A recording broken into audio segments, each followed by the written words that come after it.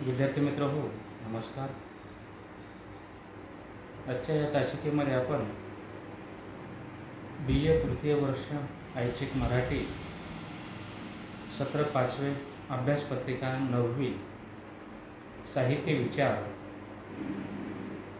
यातील पहिला घटक साहित्याचे स्वरूप या संदर्भातील किंवा या विषयाच्या अनुषंगाने आपण मागील काही तासिकेपासून माहिती पाहत आहोत, याचा अभ्यास करत आहोत. यापूर्वीच्या तासिकेमधून आपण साहित्य म्हणजे काय आणि भारतीय अभ्यासकांनी म्हणजे प्राचीन किंवा यांच्यासाठी संस्कृत अभ्यासक असेही म्हटलं जातं. या संस्कृत अभ्यासकांनी साहित्याच्या ज्या काही व्याख्या केलेल्या आहेत त्या व्याख्यांचाही विचार आपण केलेला आहे. त्यानंतर आपण साहित्याचे हे महत्त्वपूर्ण जी लक्षणे आहेत त्या लक्षणाच्या संदर्भातही मागील काही तासिकेपासून आपण विचार करत आहोत. या संदर्भातील साधक बाधक अशी चर्चा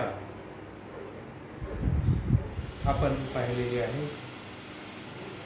संदर्भ ग्रंथामध्ये ज्या पद्धतीने विवेचन करण्यात आलेलं आहे, नोंद घेण्यात आलेली आहे, त्या पद्धतीने साधक बाधक अशी चर्चा आपण या संदर्भामध्ये केलेली आहे. आपण यापूर्वी साहित्याची लक्षणे पाहत असताना अलंकार विचार, वक्रोक्ती विचार, रीती विचार, औचित्य विचार या 4 घटकांचा विचार केलेला आहे. ही 4 घटक, ही 4 लक्षणे आपण पाहिलेली आहेत. त्यानंतर ध्वनी विचार या लक्षणाच्या संदर्भातही आपण थोडक्यात विवेचन पाहिलेलं आहे. त्या पुढील भाग आज आपण या तासिकेमधून अभ्यासणार आहोत. विद्यार्थी मित्र हो,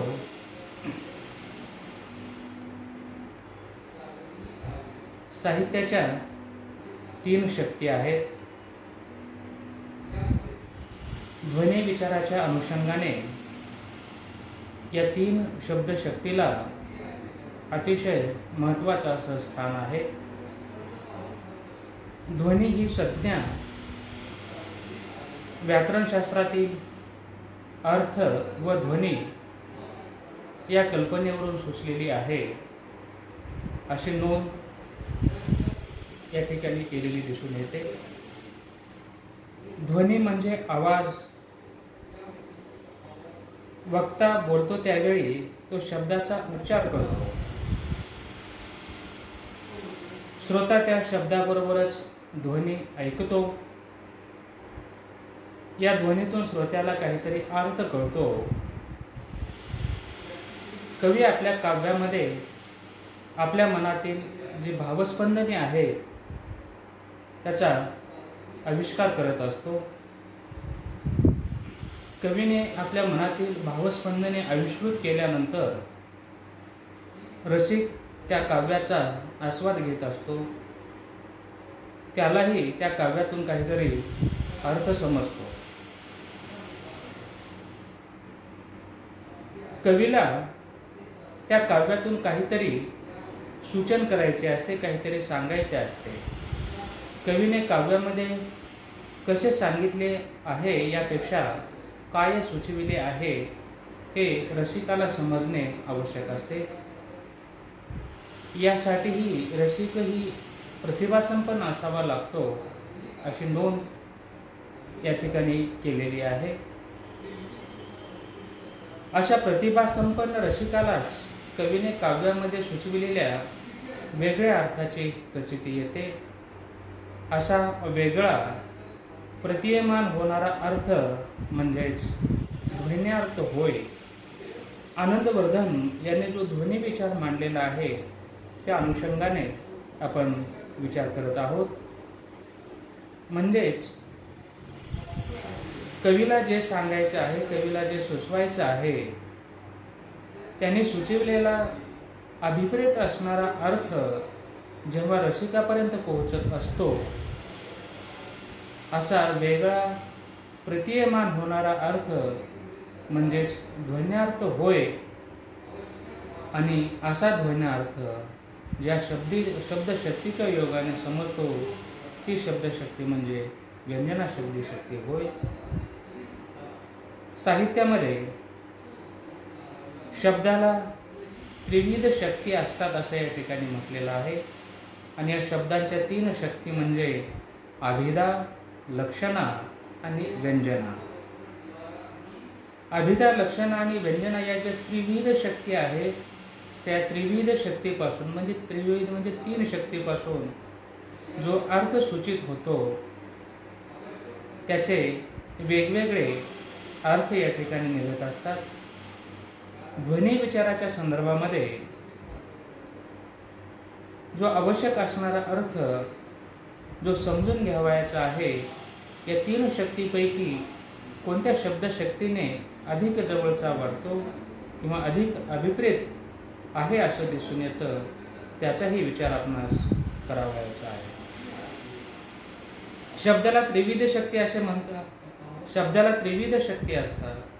त्यामध्ये अभिधा, लक्षणा, व्यंजना या त्रिविध शक्तीच्या योगाने जो अर्थ कळतो, तो अनुक्रमे वाच्यार्थ, लक्ष्यार्थ व व्यंगार्थ होय, अशी नोंद इथे केलेली दिसून येते. आपण पाहिले की शब्दाच्या ज्या 3 शक्ती आहेत, त्यामध्ये अभिधा, लक्षणा आणि व्यंजना या 3 शक्ती आहेत. आणि या त्रिविध शक्तीच्या योगाने जो अर्थ कळतो, हा देखील 3 प्रकारचा आहे. म्हणजे अभिधा या शक्तीपासून अभिप्रेत असणारा अर्थ, लक्षणा या शब्दशक्तीपासून अभिप्रेत असणारा अर्थ आणि व्यंजना या शब्दशक्तीपासून व्यक्त होणारा अर्थ हा वेगळा आहे. तर अभिधा जी शब्दशक्ती आहे, त्या अभिधा शक्तीपासून वाच्यार्थ असा अर्थ दिसून येतो किंवा कळतो. लक्षणा या शब्दशक्तीपासून लक्ष्यार्थ आणि व्यंजना या शब्दशक्तीपासून व्यंगार्थ असे 3 अर्थ सूचित होतात, अशी नोंद अभ्यासक या ठिकाणी करतात. म्हणजे अभिधा शक्तीपासून वाच्यार्थ, लक्षणा शब्दशक्तीपासून लक्ष्यार्थ आणि व्यंजना या शब्दशक्तीपासून व्यंगार्थ अशा प्रकारचा अर्थ सूचित होतो. यासाठी काही उदाहरणं इथे दिलेली आहेत, त्याचाही विचार आपणास करावयाचा आहे. शब्दाला त्रिविध शक्ती असतात, त्या म्हणजे अभिधा, लक्षणा व व्यंजना. या त्रिविध शक्तीच्या योगाने जो अर्थ कळतो, तो अनुक्रमे वाच्यार्थ, लक्ष्यार्थ व व्यंगार्थ होय. आनंदवर्धनांची ध्वनी ही कल्पना व्यंजना या शब्दशक्तीशी अधिक संबंधित आहे. आपण जे साहित्याची लक्षणे पाहत आहोत, त्या साहित्याच्या लक्षणामध्ये ध्वनी विचार किंवा काव्यास्य आत्मा ध्वनी, ध्वनी हाच काव्याचा आत्मा आहे, अशा संबंधातील विवेचन आनंदवर्धन यांनी केलेलं आहे. आणि आनंदवर्धन हे ध्वनी हाच काव्याचा आत्मा मानतात.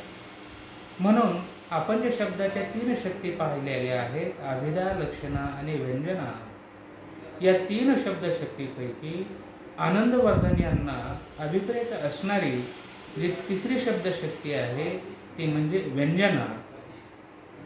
आणि या व्यंजना शब्दशक्तीपासून निघणारा जो अर्थ आहे, तो व्यंगार्थ आहे. म्हणून आनंदवर्धनांची ध्वनी ही कल्पना व्यंजना या शब्दशक्तीशी अधिक संबंधित आहे.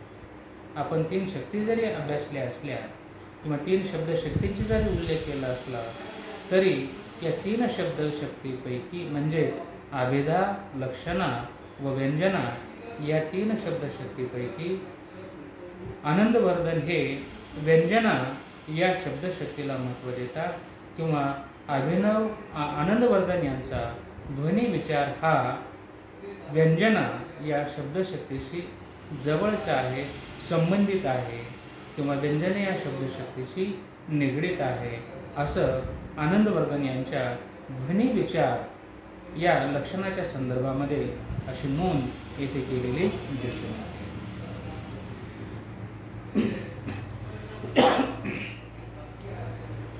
काव्यातील शब्दामध्ये अभिधा, लक्षणा व व्यंजना या त्रिविध शक्ती जाणवत असल्या तरी काव्यातील सौंदर्याची प्रचिती ही प्रामुख्याने व्यंजना शब्दशक्तीमुळेच येते. आता पुढे अशी नोंद करण्यात आलेली आहे किंवा असा उल्लेख करण्यात आलेले आहे की काव्यामध्ये किंवा काव्यातील शब्दामध्ये अभिधा, लक्षणा व व्यंजना या त्रिविध शक्ती म्हणजे 3 शक्ती जाणवत असल्या तरी देखील काव्यातील सौंदर्याची प्रचिती ही प्रामुख्याने व्यंजना या शब्दशक्तीमुळेच येते आणि काव्यामध्ये व्यंजना शब्दशक्तीला अत्यंत महत्त्वाचं स्थान आहे. म्हणून या ठिकाणी जी नोंद करण्यात आलेली आहे किंवा शब्दांच्या 3 शक्तीपैकी